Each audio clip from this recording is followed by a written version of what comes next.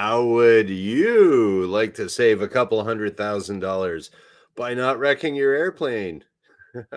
Welcome to the superpilotish channel. My name is Graham Wilson, and today in my basement, I'm going to be telling you how to save that couple $100,000 by not wrecking your airplane. Okay, and this is how we're going to do it. I might as well get comfortable here in my basement. So, I just happened to make some amazing artwork, and that's your airplane. Okay, your airplane will be saved by this little technique. I have two whiteboards here, by the way. This is the kind of the cheap one. Okay, if you are tying down your airplane in a field, get a rope and tie it down here to a little peg. Get another rope, tie it down here to another peg, pound that stuff into the ground, and there you go. That is the inverted V technique for keeping your plane from weathercocking and ripping around and flipping over and hitting the guy next to you. If you're at Oshkosh this weekend. So, yep, there we go. That's how you do it. Now, would you like to hear why that would work? Okay, so little story time here. So, okay, I've noticed after years of being a flight instructor that when it comes to tying airplanes down, to keep them from bouncing around in the wind, some people they like their knots. They put all of their faith in their knots. Ooh, I use this knot. I use that knot. Oh, you know what knot you got to use? You got to use this knot. Oh, no, this one here. This one keeps it nice and snug. This knot. And so I won't be talking about what type of knot to do because everyone has their own favorite knot. It's something I've seen over years of flying that everyone's got their favorite knot. Maybe it was the knot that they learned when they first, started learning how to fly, or maybe, well, this was standard procedure in the military or air cadets or something like that. So that's what we do. And generally, it's as long as the knot holds, it's pretty good. But there might be something that the line has to be nice and taut, so it doesn't shock like that. And there is some validity to that. But then, how hard is it to tie up? Are you going to make a mistake? How hard is it to get untied? So, yeah. Like there was an absolutely fantastic knot, and I've mentioned this knot before on the show, called the Mimo knot. If you know Mimo is a pilot. He works at Air Canada, and if you see Mimo, say Graham says hi. But anyways, Mimo used to work for me as an instructor there, and he got on the internet and he found the absolute perfect best knot. And this thing will never go in. That ain't going nowhere, man. And it was one of these knots where the more you tighten it, the more you pull it, the tighter and tighter and tighter it gets. And so I went out there to, we were all trying to figure out how to undo this knot here. And the secret to it that was that it had to be, you had to like get on the wingtip and squish it down. So this part got a little bit loose, and then you could untie the knot. Other than that, you're stuck. So I after taking a half hour to try to figure out how to get this thing undone, I had to instruct or I had to notify the staff that no more Mimo knots were allowed. So okay, so use whatever knot you think is best for you, and everyone's got their own reasons, so that was a great knot, hard to undo. You could have, I've seen people try to tie up an airplane like just this loose granny knot kind of thing. And like I showed one of my students is like, okay, I started shaking it and shaking it and shaking it, and it just came off. So that's the thing you have to pay attention to for knots or tie downs or anything like that, is that your plane it'll be shocking that rope or chain if you have it or something. It's going to be kind of bouncing on there. So another thing to watch out for, and I really only got this idea from because EAA Air Venture is on right now, and so I'm thinking about all these airplanes that are parked in a field, might be a little bit muddy, who knows. And oh, by the way, Wrench, I do see you here in the chat, welcome. And so, if you're tied down in a field, everyone's got their own favorite little techniques, and you got your expensive plane there. You don't, and there's always storms there at Oshkosh. So it's like, ooh, what do you do? So I was just thinking, what advice could I give for Oshkosh? I've never been there myself, but it looks awesome. But I was thinking, okay, what I could do is kind of talk about my inverted V technique that I was thinking about. And I've never actually used it, but it seems like it would make more sense than just having one. And I'll kind of explain that a little bit later why. Yeah, so a little bit of history on how airplanes bounce around. So I've noticed that if you have a little airplane like okay, where I used to work, Piper Tomahawk and Cessna 172s. I have seen DA-20 Katanas, like all these little airplanes. They all start bouncing around like, okay, this is my KD-12X custom-made instruction device. So you'll have your airplane and it's sitting there, and 5-knot wind, man, no big deal. 10-knot wind, no big deal. 15-knot wind, might see it like starting to move a little bit. 20-knot wind starts kind of bouncing around. So if you see a little Cessna 172, 152, Warrior, Piper Warrior, or Piper Cherokee, anything like that, once you see the planes starting to bounce and dance like that, you know something is 20 knots. Give it a try. You'll sound like you sound like a real expert if you're at Oshkosh and you see all the 172s bouncing like this in a line. You can say, "Oh, I can guarantee you that there's wind over 20 knots, and there will be like either it could be like 10 gusting to 20 or steady 20 knots. But I've just found over the years that 20 knots planes start dancing on you, and once they start dancing, the ropes start. I wonder if you can hear that. Ding, ding, ding. Yeah, the ropes start banging around a little bit.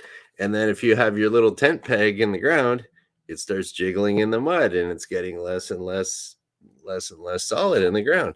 So anytime you see 20 knots, planes are bouncing like that, watch out. Or if they're forecasting 20 knots all day, you might want to double check those tie down ropes. And, if you're going out walking around for 8 hours at Oshkosh, might want to go take a little check on the airplane after a few hours. If it's 20 knots, it's a good breeze, but you might notice that something might have to be snugged up.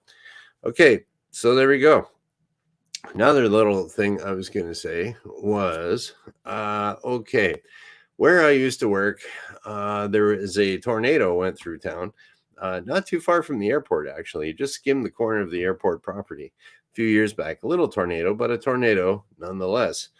And so at that time, one of our airplanes, a couple of the ropes broke, and the plane was it didn't blow away like the Wizard of Oz or anything like that. But I heard a pretty scary story from some people that saw it happen. And so apparently what happened, and this is where I got my inverted V technique from. So the airplane was sitting there. It was a Cessna 172. The super strong winds were coming. Okay, you're looking at the tail here. Okay, there was a quartering tailwind. You know what? I'm going to use the whiteboard for this. Might as well. I got the technology. Might as well use it. So let's have an airplane. I will draw you the best airplane in the world. Just like this one here. I tried to experiment with some perspective. Ooh.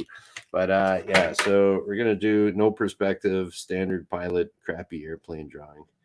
Let's draw a Cessna or some other airplane. Okay, there's the window. Here we go. We got a propeller over here. Totally 100% to scale. Wow, that looks pretty good. There's one airplane right there with a great big monster propeller. Okay, so if the wind is coming this way, a quartering tailwind, as they say. Wind. Yeah, so if the wind's coming that way, that's where your airplane is in the most danger, really, because if the wind's coming from the front, you'll usually have some tie downs under the wings over here. We'll use a Cessna 172. as an example. So you'll be tied down here somewhere with some sort of angle, something on your two strut tie downs here, and then there's also a tail tie down. And we'll say it's right down here. It's actually on the center line of the airplane. It's not beside the vertical stabilizer, but anyways, that's where you're going to tie it down to in the V shape. So what happens is if you got this quartering tailwind, I think people kind of tend to forget you got this great big stabilizer hanging up there, getting pushed to the side. So if you have your wheels down here, okay, we're getting more technique. Here's my wheels out on the strut. Okay, so there's your wheels. That's where most of your weight is on your main gear. And so if you're blowing this way, that creates kind of a turning moment here. And then it'll be turning about the center of the plane here. So the wind's going to be pushing the tail, and it's going to want to twist like that. But I was thinking, well, how are you going to eliminate that push to the side? That's where the inverted V comes in. So if you have the wind and it's pushing this way,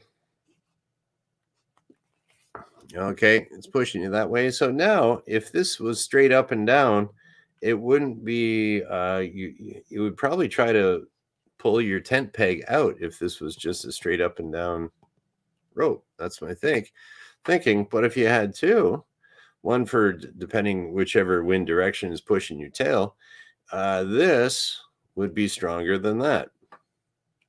That's my guess. Give it a try. But that's what I noticed is that for our little story of the plane where the ropes broke, okay, the tail broke, that rope broke, the tie down over here broke, and so the plane weathercocked. It was pushing the tail, and it pushed the tail all the way around, so that the plane was. Oh, here we go. If we can do this here. So then it was hanging off, and it was just kind of like this, pushing, facing into the wind, weathercocking. I don't know if you could see that. So it kind of went. How would we do that? It snapped over and went like that. So it was hanging on by one rope, and it was like, what great instruction here. But yeah, so what happened once the plane's weathercocked, it's not a big deal because it's all very streamlined. It's designed to stay in that direction.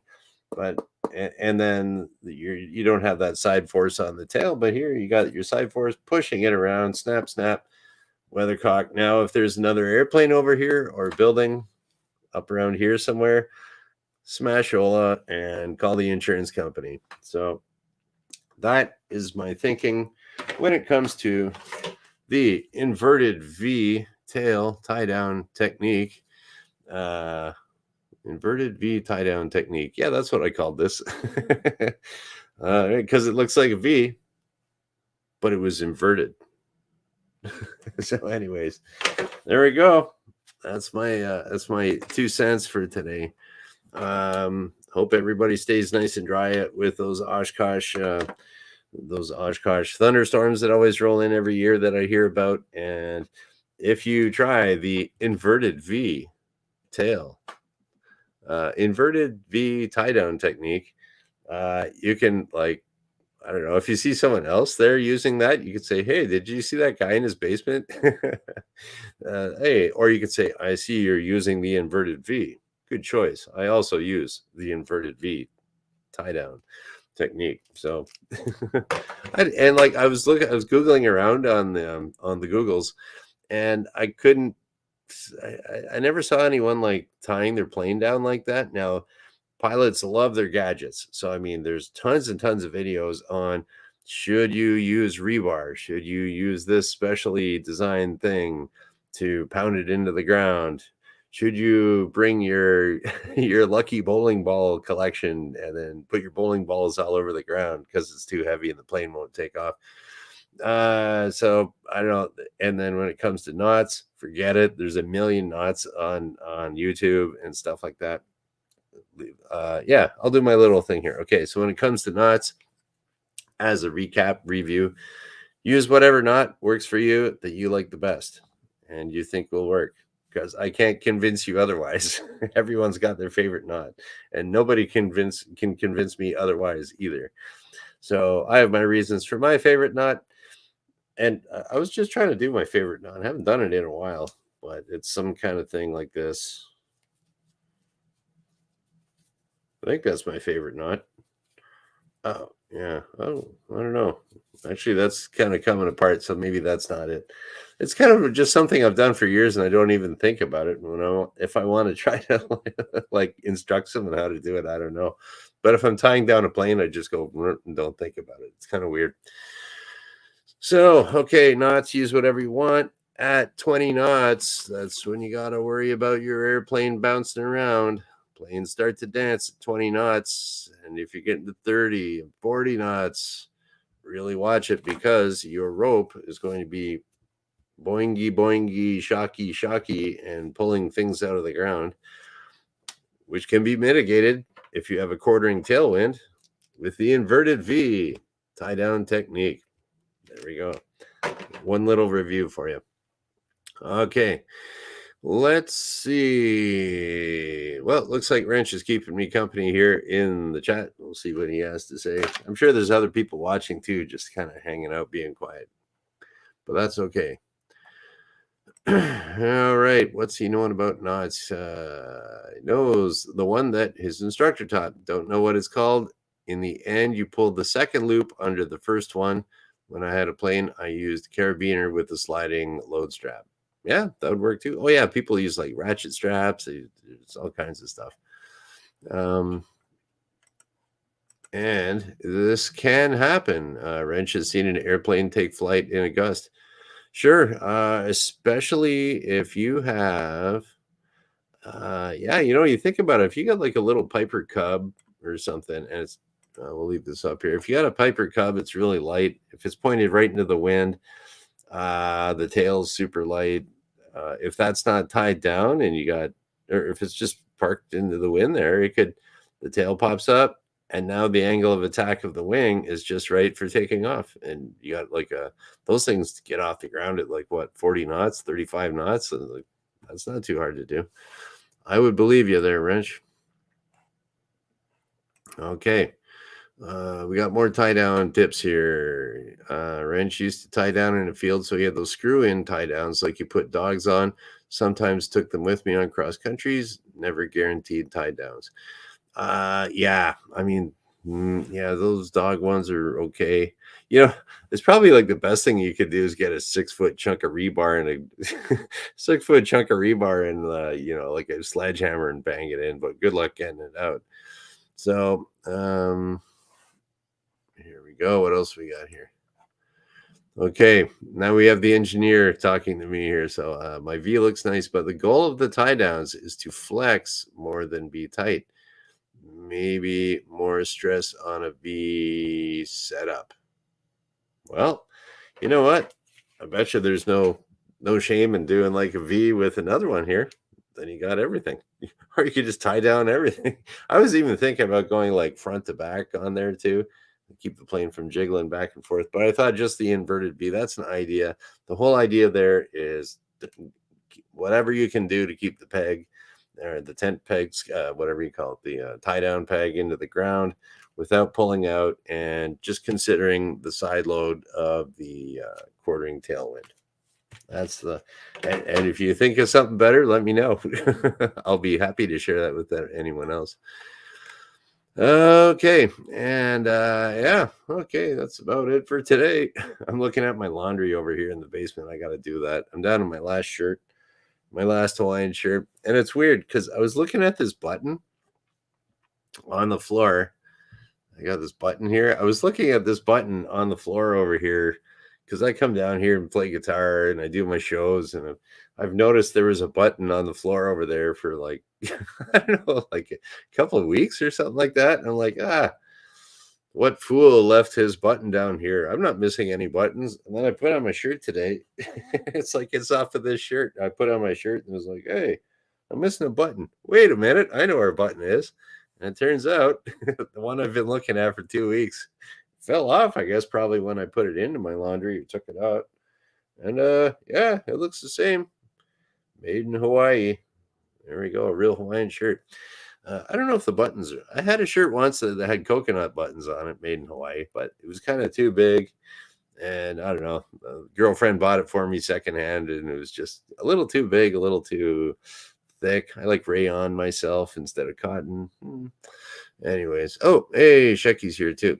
Let's see, koa wood. I wonder if that is koa wood. I'll have to Google search that. But I got another chore to do today. I got to tie a little button on here. Although I don't know. I guess if the button's there, I can kind of I can scratch my gut easier, something like that. But and yes, I can fix it. Yeah, I've sewed lots of buttons on. It just happens. So, and I don't know the proper way to do it. I just jam a whole bunch of thread in there, and there we go. Oh, hey, here we go. Brian's saying hi here. I was wondering what's going on here. I haven't even read this. Good morning, Brian. I just got back from Sudbury for some fly fishing and had my aircraft tied down at the FBO out in the wind. I'm glad I brought my wheel chocks just for an added safety touch. Good call there, too. If you can chalk it, tie it down, anything. Yeah, that's right, Brian. Yeah, I saw your truck out at the airport there, and I noticed your plane was gone. So I thought, he must be up in Sudbury. I'm glad you made it back and had a good trip, man. And now you can get working on my lawnmower.